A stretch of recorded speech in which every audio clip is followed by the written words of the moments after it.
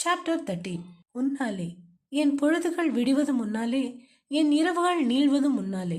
உறங்கா இரவுகள் உன் மடியினில் தவம் இருக்க, புலராத பொழுதுகள் உன் நினைவினில் கரைந்திருக்க, நீளாதோ நிதம் நீ தரும் இதம். கட்டிலில் செழியன் ஒரு மூலையில் படுத்துறங்க, மறுமுனையில் மலர் படுத்திருந்தாள். காலையில் கண் விழித்தவன் குளியலறை புகுந்தான். வெளியே வந்து பார்க்க மலர் அங்கே இல்லை. அறையின் வெறுமையை அப்போதுதான் அறிந்தான். மணி பார்த்தான். 5:02 என்றது.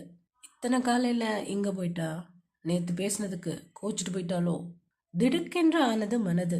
வேகமாக எழுந்து வீட்டை சுற்றி பார்த்தான். அவளை காணவில்லை. எங்கடி போன? மனதிற்குள் திட்டியபடி தேடினான். அப்பா அம்மா எழுந்துவிடக் கூடாது என்று மெதுவாக தோட்டத்தை எட்டி பார்த்தான். அங்கும் இல்லை. அவ போன் எங்க இருக்கு என தேடினான். அறையில் இல்லை. சரி, போன் பண்ணலாம் என எடுத்து தொடர்பு கொண்டே மாடிப்படி ஏறி போக எதிரே வந்தவள் மீது மோதிக்கொண்டான். இத்தனை காலையில மாடியில் என்ன பண்ற என்றவன் அவள் முகம் பார்க்க முத்து முத்தாய் வியர்த்து இருந்தது. மூச்சு வாங்கி கொண்டிருந்தாள். கையில் ஸ்கிப்பிங் கயிறும் இருந்தது. சொல்லிட்டு போக மாட்டியா? உன்னால நிம்மதியே போச்சு. மோதி கொண்டவளை தாங்கி கொண்டவன் இன்னும் விடாமல் பேசிக் கொண்டிருந்தான். அடுத்த தடவை சொல்லிட்டு போகணும்னா முதல்ல என்னை விடுங்க என்றாள் முகம் பார்க்காமல். அப்போதுதான் உணர்ந்தான் அவளை நெஞ்சோடு அணைத்திருப்பதை. நெற்றியில் வேர்வை துளி காது வரை இறங்கிக் கொண்டிருந்தது. உதட்டின் மேலே வியர்வை பூத்திருந்தது.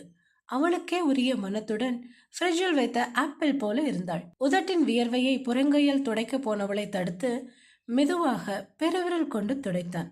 அப்படியே விரல்கள் உதட்டை அழுக்கவும் செய்தன. அனி, இப்படி சொல்லாம போகாத, மிகவும் மென்மையாய் காதோறும் சொன்னான். பனியில் இருந்து வந்தவளுக்கு அவனின் காதோர மூச்சு காற்று உஷ்ணமாய் உள்ளிறங்கியது. சரி விடுங்க, அவஸ்தையாய் சிரமப்பட்டு சொன்னாள். ஏண்டி என்னை விட்டு போறதுலே இருக்க? மனம் குமுறியது.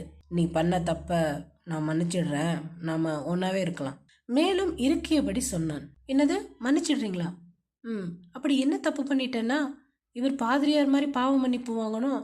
விடுங்க. திமிரி விலகியவள் வேகமாக அறையை நோக்கி நடந்தாள். ஏய் நில்லுடி, என்ன ஓவரா பண்ற? இப்போ எதுக்கு என்கிட்ட இருந்து நகர்ந்து வந்த?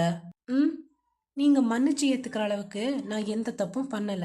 எப்போ உங்களுக்கு அது புரியுதோ அது வரைக்கும் என்னால காத்திருக்க முடியும். காலம் இன்னும் இருக்கு. ஆதங்கம் அவள் பேச்சில் அப்பட்டமாக இருந்தது.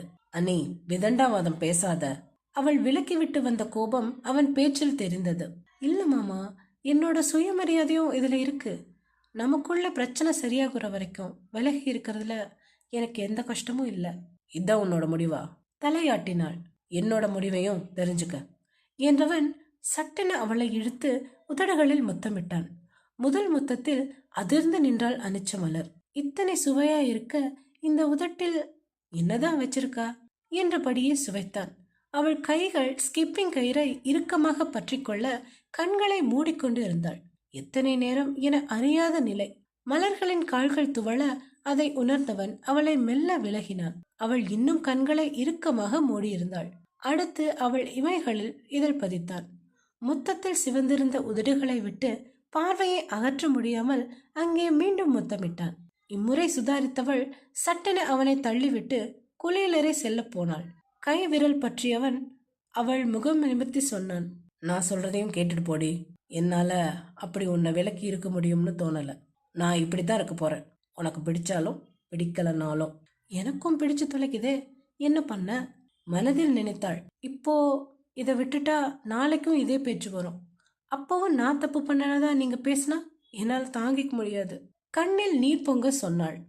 சரி, நான் இனி அதை பத்தி பேசல. நான் சாதாரண மனுஷன்டி. இப்படி சில மாதிரி பொண்டாட்டிய பக்கத்துல வச்சுக்கிட்டு ஒதுங்கி நிக்கிறது புரிஞ்சுக்க கூறிவிட்டு வெளியேறி விட்டான். அப்ப கூட என்ன நடந்ததுன்னு கேட்க மனசு வரலையே உங்களுக்கு? மனதுக்குள் குமரினாள். மங்கையுடன் சமையலறையில் உதவி கொண்டிருந்தாள். தூங்கி எழுந்து கலைந்த தலைமுடியை கைகளால் சரி செய்தபடி வந்தான் முகிலன். ஹே ஃப்ளவர், ஒரு காஃபி என்றபடி மேடையில் ஏறி அமர்ந்தான். மலரு, நீ அவனுக்கு காஃபி கலந்து கொடு. நான் தோட்டத்துல போய் கொஞ்சம் காய்கறி பறிச்சுட்டு வரேன். சரி அத்தம்மா. ஏன் முகில், பல் தேய்ச்சிட்டு காஃபி குடிக்கிற பழக்கம் இல்லையா? ஓய், என்னடி கிண்டல? ஏதோ இன்னைக்கு கொஞ்சம் லேட் ஆகிடுச்சு, அதான் அப்படியே காஃபி குடிச்சிட்டு குளிக்க போகலாம்னு வந்தேன்.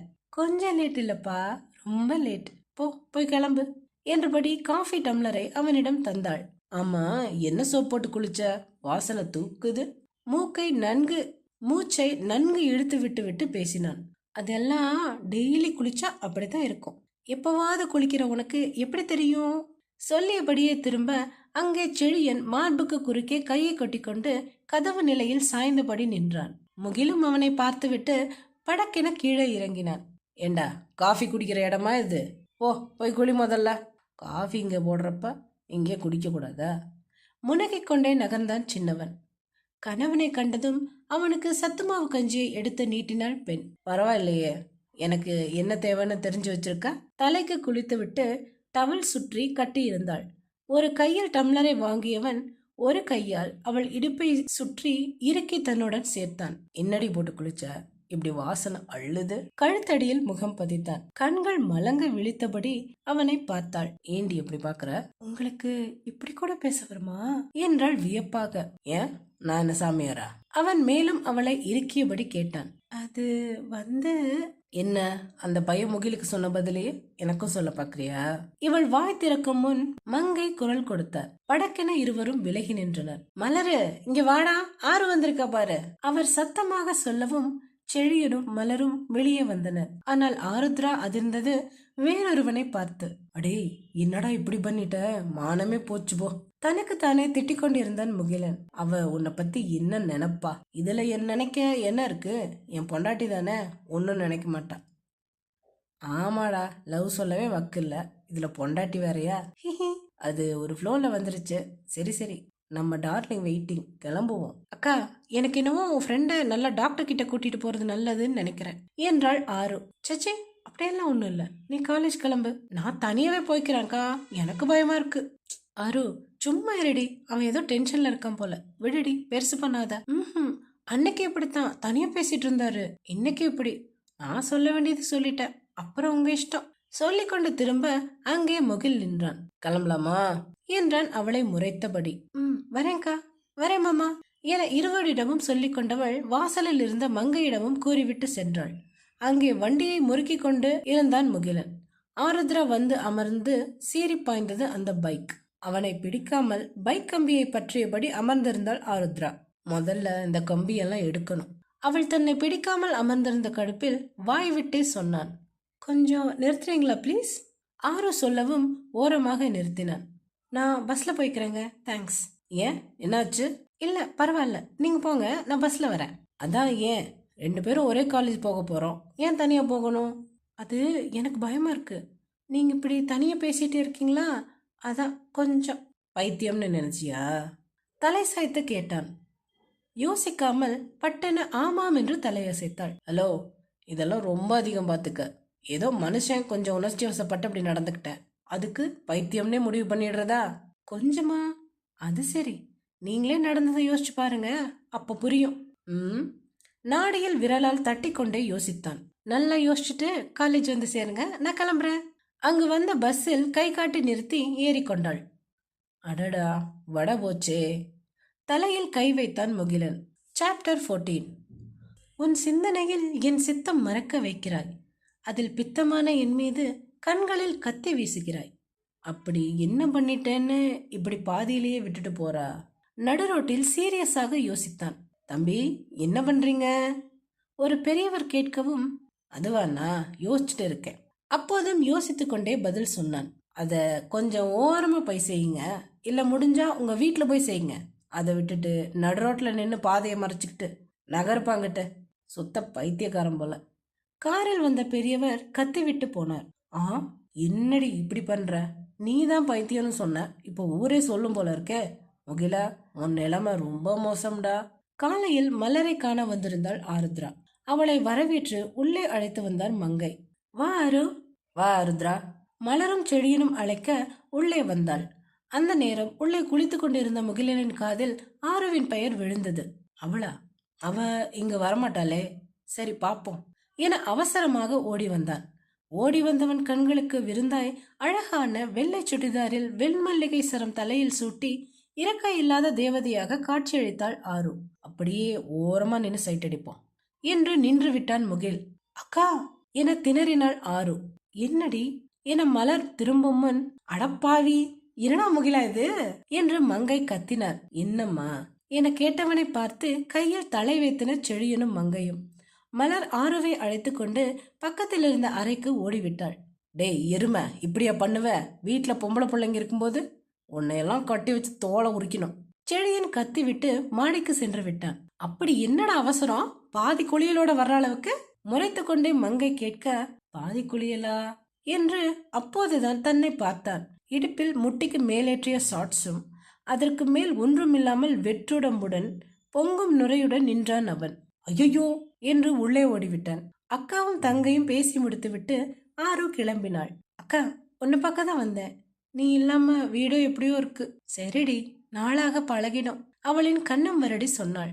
இனி நான் தினமும் காலேஜ் போகும்போது வரும்போதும் உன்னை பார்த்துட்டு தான் போவேன். அப்பதான் எனக்கும் சந்தோஷமா இருக்கும். சரியா? அட, இதுக்கு ஏன் கண்ணு கேட்டுட்டு இருக்க என்று மங்கை காஃபியோடு வந்தார். அத்தம்மா, நான் கொண்டு வந்திருப்பேனே என்று காஃபியை வாங்கி கொண்டாள் மலர்.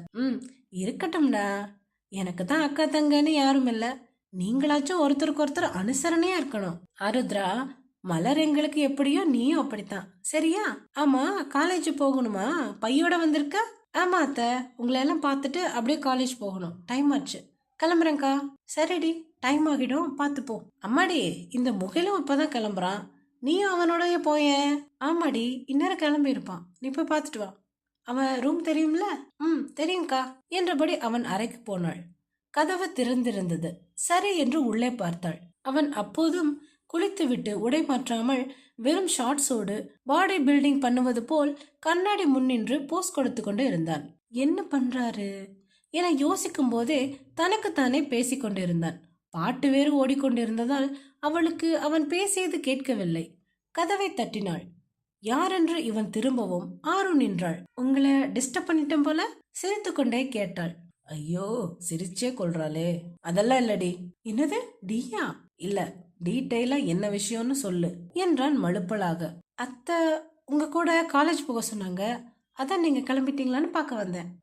கிளம்பிட்டேன், இதோ வந்துடுறேன். நீ போய் கிளம்பு. டான்ஸ் எல்லாம் அப்புறம் ஆடிக்கலாம், கொஞ்சம் சீக்கிரம் வாங்க, டைம் ஆச்சு. போ, வர என்றான் அசடு வழிந்தபடி. அவள் சிரித்து கொண்டே கிளம்பி விட்டாள். அடே, என்னடா இப்படி பண்ணிட்ட? மானமே போச்சு போ. தனக்கு தானே திட்டிக் கொண்டு இருந்தான் முகிலன். அவ உன்னை பத்தி என்ன நினைப்பா? இதுல நினைக்க என்ன இருக்கு? என் பொண்டாட்டி தானே, ஒன்னும் நினைக்க மாட்டான். ஆமாடா, லவ் சொல்லவே வக்கு இல்ல, இதுல பொண்டாட்டி வேறையா? அது ஒரு ஃப்ளோல வந்துருச்சு. சரி சரி, நம்ம டார்லிங் வெயிட்டிங், கிளம்புவோம். மலரிடம் வந்த ஆருத்ரா மங்கையிடமும், அத்தை அவரு கிளம்பிட்டு வரேன்னு சொன்னாரு, ஆனா எனக்கு கொஞ்சம் லேட் ஆகிடும்னு தோணுது, நீங்க கொஞ்சம் பாக்குறீங்களா என்றாள். இவனை என்னதான் பண்றதோ, இருமா நான் போய் அவனை கிளப்பி அனுப்புறேன் என்று எழுந்து சென்றார். அக்கா, எனக்கு என்னவோ உன் ஃப்ரெண்ட நல்ல டாக்டர் கிட்ட கூட்டிட்டு போறது நல்லதுன்னு நினைக்கிறேன். அப்படியெல்லாம் ஒண்ணும் இல்ல, நீ காலேஜ் கிளம்பு, நான் தனியாவே போய்க்கிறேன்க்கா, எனக்கு பயமா இருக்கு. ஆரோ, சும்மா இருடி, அவன் ஏதோ டென்ஷன்ல இருக்கான், விடு, பெருசு பண்ணாத. அன்னைக்கு இப்படித்தான் தனியா பேசிட்டு இருந்தாரு, இன்னைக்கே இப்படி. நான் சொல்ல வேண்டியதை சொல்லிட்டேன், அப்புறம் உங்க இஷ்டம். சொல்லிக்கொண்டு திரும்ப அங்கே முகில் நின்றான். நடந்ததை ஒருமுறை ஞாபகப்படுத்தியவன், இவ பயப்படுற அளவுக்கு ஒண்ணு இல்லையே, அப்புறம் ஏன் இவ்வளோ டென்ஷன் ஆகுறா? இவளை காலேஜ் போய் கவனிச்சுக்கிறேன். காலேஜ் வந்தவன் தன் வண்டியை பார்க் பண்ணி விட்டு ஆருவை தேடி போனான். அங்கே ஒருவனுடன் பேசிக் கொண்டிருந்தாள் ஆருத்ரா. ஆரு, இங்க வா என்றான். என்ன சீனியர்? இல்ல, அவன் உன்கிட்ட ஏதாவது பிரச்சனை பண்றானா? பெருசா ஒண்ணு இல்ல, என்ன கல்யாணம் பண்ணிக்க சொல்லி கேக்குறான். என்னடி காஃபி குடிக்க போற மாதிரி சொல்ற? மனத்தினுள் வார்த்தையை முழுங்கியவன் வெளியில், நீ என்ன சொன்ன என்றான். பார்க்கலாம்னு சொல்லி இருக்க. அப்படின்னா அவங்க ஃபேமிலி பத்தியும் அவனை பத்தியும் கொஞ்சம் தெரியும், எந்த பிரச்சனையும் இல்லாதவங்க. சோ நோ சொல்ல பெருசா காரணம் இல்ல. அதான் படிப்பு முடிகிற வரைக்கும் பழக்க வழக்கம் எப்படி இருக்குன்னு பார்த்துட்டு அப்புறம் முடிவு பண்ணலாம்னு இருக்கேன். முகில் இவளையே இமைக்காமல் பார்த்தான். அவனை ஏத்துக்க இந்த தகுதிகள் போதும்னு நினைக்கிறியா ருத்ரா? அவனின் குரலும் துணியும் மாறி இருந்தது. எதிலும் கூர்மையாக இருக்கும் ஆருத்ரா அவனின் ருத்ரா என்ற அழைப்பையும் பேசிய துணியையும் மாறி இருப்பதை சட்டென கண்டு கொண்டாள். வேற என்ன வேணும் சீனியர்? முதல்ல இந்த சீனியர்னு கூப்பிடுறது நிறுத்து. சற்றே கோபமாக சொன்னவன் பிடரியை தடவியபடி தன்னை நிதானித்துக் கொண்டான். நீங்க தானே காலேஜ்ல அப்படி கூப்பிட சொன்னீங்க? ஆமா சொன்னேன். நான் சொன்னது எல்லாமே நீ கேட்டுட்ட, இதையும் தவறாம செய்யற, அப்படிதானே? நீங்க யார் எனக்கு ஆர்டர் போட? அவளும் சிலிர்த்தபடி கேட்டாள். இல்ல ருத்ரா, நான் அப்படி சொல்லல. நீ அவனை கல்யாணம் பண்ண இந்த விஷயங்கள் போதும்னா காதல் தேவையில்லையா? உயிருக்கு உயிரா ஒருத்தரை காதலிக்க வேண்டாமா? காதலா? அதெல்லாம் வெறும் வார்த்தையில தான் இருக்கு, வெட்டி வேலை. எனக்கு அதுலலாம் நம்பிக்கை இல்லை. நான் போறேன், டைம் ஆச்சு. இன்னும் ஒரு நிமிஷம் நில்லு என நிறுத்தினான். இத இந்த மாதிரி ஒரு சந்தர்ப்பத்துல சொல்வேன்னு நான் நினைக்கல. ஆனா இப்போ சொல்லாம விட்டுட்டா எப்பவுமே சொல்ல முடியாம கூட போகலாம். நிறுத்தி ஒரு நெடுமூச்சை இழுத்து விட்டான். நீ அவன்கிட்ட இருக்கிறதா சொன்ன எல்லாமே என்கிட்டயும் இருக்கு. எல்லாத்துக்கும் மேல நான் உன்னை உயிருக்கு உயிரா, என் உயிரை விட மேல காதலிக்கிறேன். என்ன கல்யாணம் பண்ணிக்கோ. அதை கேட்டு படபடப்பானவள், உங்களுக்கு என்ன பைத்தியமா? ஏன் இப்படி பேசுறீங்க? ஆமாடி, உன் மேல பைத்தியம்தான். என் மண்டைக்குள்ள உட்காந்து யோசிக்க விடாம செய்யற. காலையில பாதி குளிச்சதும் குளிக்காததுமா ஓடி வந்தேனே, எதுக்கு? உன் பெயரை கேட்டு உன்னை பார்க்கத்தான். அப்புறம் ரூம்ல தனியா பேசிட்டு இருந்தேனே, எதை பத்தி? உன்னை பத்தி நினைச்சு உன் கூட தான் பேசுறேன். அன்னைக்கு பைக்ல வரும்போது காதுல ஹெட்ஃபோன் மாட்டிட்டு பாட்டு கேட்டுட்டு வராம இருந்திருந்தா என் காதல் அன்னைக்கே உனக்கு புரிஞ்சிருக்கும். அப்பவும் உன் முன்னால பைத்தியமா தெரிஞ்சேனே, அதுவும் உன் மேல இருக்கிற காதலால தான். இந்த பைத்தியக்காரனை ஏத்துக்கோடி. அவன் பேச பேச அவள் ஒவ்வொரு அடியாக நகர்ந்து இருந்தாள். ருத்ரா, என்னடி ஆச்சு? எனக்கு இந்த காதல் வேணாம். தன்னையே மறந்து நிக்கிற நிலை வேணாம். ப்ளீஸ், இனி என்கிட்ட பேசாதீங்க. நமக்கு ஒத்து வராது. நாம நல்ல விதமா விலகிக்கலாம் சொல்லிவிட்டு அங்கிருந்து வேகமாக சென்று விட்டாள். ஸ்தம்பித்து நின்றான் முகிலன்.